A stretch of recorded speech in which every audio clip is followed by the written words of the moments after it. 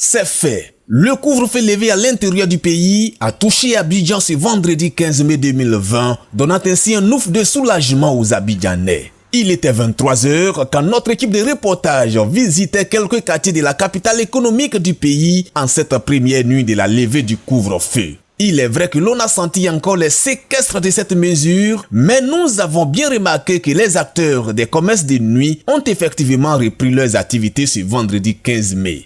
Vraiment, j'ai béni le nom du Seigneur parce que le couvre-feu a été levé. Donc, mes clientes sont là.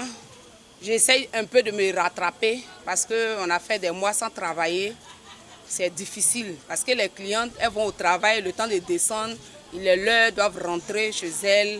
Donc, vraiment, on n'arrivait pas à travailler. Nous, on est contents maintenant parce que par rapport à les jours qui est passé, maintenant, nous, on est contents. Comme on a ouvert tous les commerces de nuit, nous ici, maintenant, on vend jusqu'à la nuit ou bien jusqu'à le matin même, si nous voulons. Nous remercions le président Alassane. Au moins, avec couvre-feu, vraiment, ça ne nous arrange pas. Ça fait qu'on a arrêté de vendre. Mais comme on dit, il y a maladie, vraiment, on ne sait pas comment faire. On est obligé d'accepter, sinon vraiment, ça ne nous arrange pas. Mais au moins, il y a un couvre-feu là, vraiment, on est content. Cette même joie s'est lue également sur le visage des chauffeurs de taxi comme tout autre engin de transport commun qui ont travaillé librement sans pression ce même 15 mai 2020. Ça fait la fête des chauffeurs. Lorsque tous les maquis sont ouverts et puis les restaurants, au moins les chauffeurs aussi, nous aussi on peut avoir un peu aussi. On a beaucoup de choses à faire, on doit se protéger toujours. Tout client qui monte dans la voiture doit se protéger parce qu'on ne sait pas quel chauffeur qui a ça, quel client qui a ça. À minuit, Glacier, kiosque à café comme Maki était encore ouvert car beaucoup de consommateurs y passaient encore du temps de soulagement après un peu plus de 2 mois de non-fréquentation de ces endroits. Je détiens un bar sur le Latry, donc les clients avaient envie de manger du poulet et je suis venu acheter du poulet pour eux, voilà. Et on est heureux que le couvre-feu soit levé, voilà. On espère que ça va continuer ainsi. Et il faut que nous tous soyons unis pour la lutte contre le coronavirus. Voilà. Un peu plus tôt avant notre sortie de nuit, nous avons visité le Black Adadjamé pour y vivre l'ambiance de la levée du couvre-feu à Abidjan. Alors ça nous arrange parce que le couvre-feu empêchait le bon déroulement de nos activités. Il fallait venir tôt pour partir tôt. Donc il y a la pression de la gestion du temps qui est là. Aujourd'hui c'est levé, Dieu merci. On peut travailler tranquillement parce que bon, on n'a plus la pression d'aller et venir, les magasins sont ouverts correctement.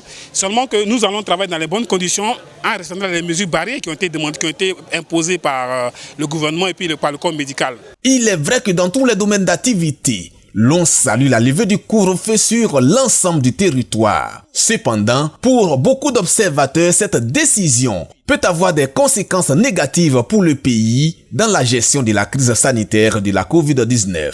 La levée du couvre-feu est d'abord un soulagement pour la population, bien sûr, mais à la fois il faut aussi être prudent parce que car il y a des conséquences négatives, il faut dire.